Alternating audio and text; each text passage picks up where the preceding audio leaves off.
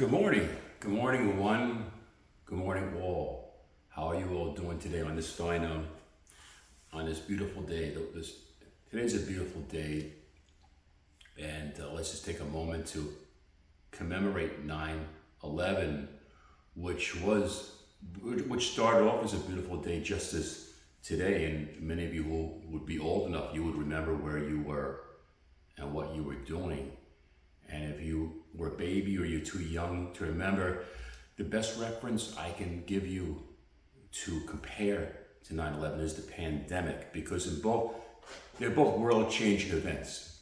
And in both events, the world kind of came to a halt. We kind of stopped what we were doing for a moment. We kind of stepped out of our bodies, out of our regular lives, and just took a look at just all the loss around us. Things just kind of slowed down. We're like in slow motion. That's my best comparison. If you lived for the pandemic, it's the closest comparison. Except it wasn't tense. It was shock. It went bam, right like that. The pandemic was a little more gradual. But like I said, today is 9/11. Let's just take a moment of silence, okay?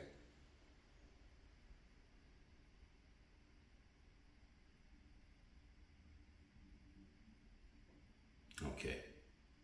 Yeah, we must show the world that will go on.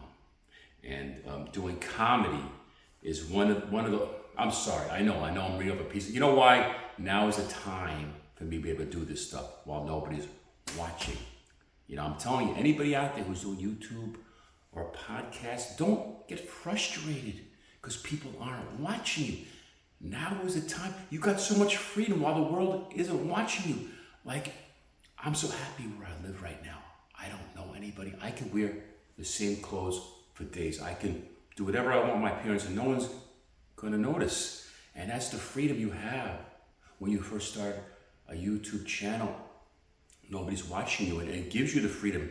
I mean, I can get on here naked if I wanted to, and no one would notice. I would be dumb because someone probably would see, and then I might get arrested for indecent exposure. So common sense, I wouldn't do it, but chances are, you never know. You don't want to take a chance, because I think it's partly in the key words too.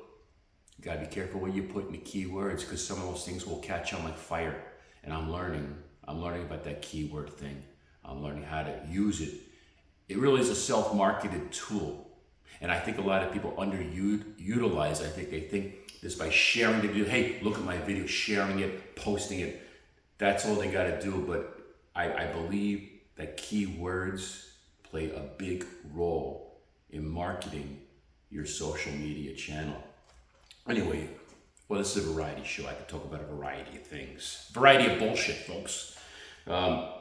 So doing comedy is one of those things. Look at my glasses. Sometimes it helps. I don't like doing it. It makes you look old, but it helps. And I'm not slobbering all over myself. Doing comedy.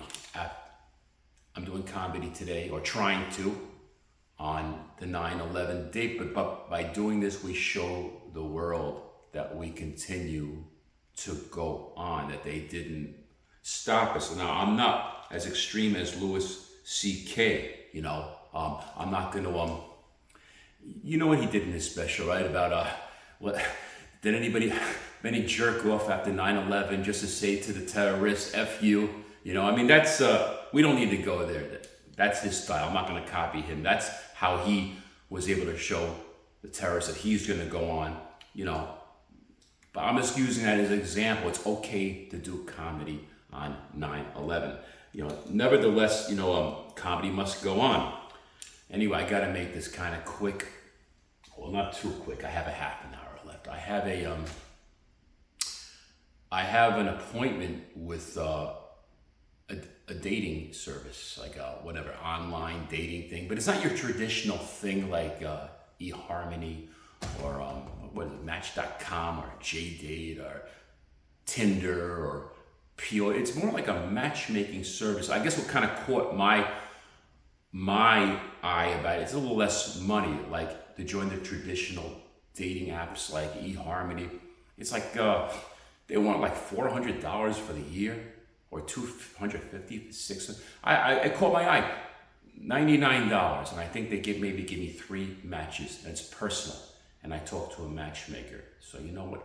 I'll take 3 matches. I don't want to waste my time being on Match.com or eHarmony. That's like wasting your time scrolling through Facebook or Twitter. If I'm going to meet somebody, I'm going to meet them. If I'm not going to meet them, I'm not going to meet them. Let's try it out. I'll go on 3 dates. That's fine. It's no problem.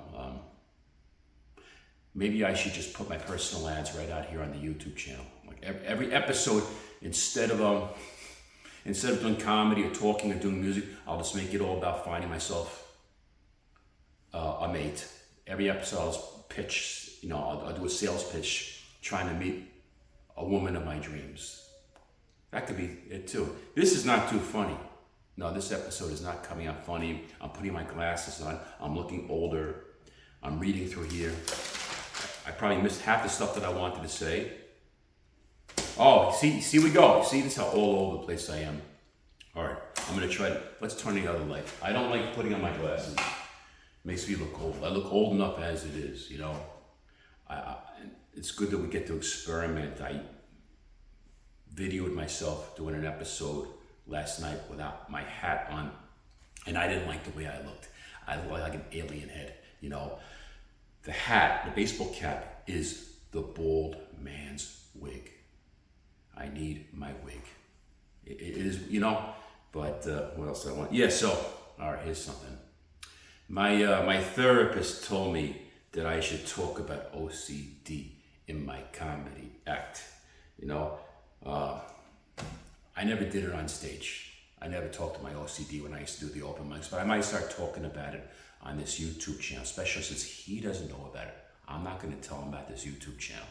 He knows about the podcast, but he doesn't even listen anyway. I'm not going to tell him about this YouTube channel. So if he doesn't know about it, then nobody knows about this YouTube channel.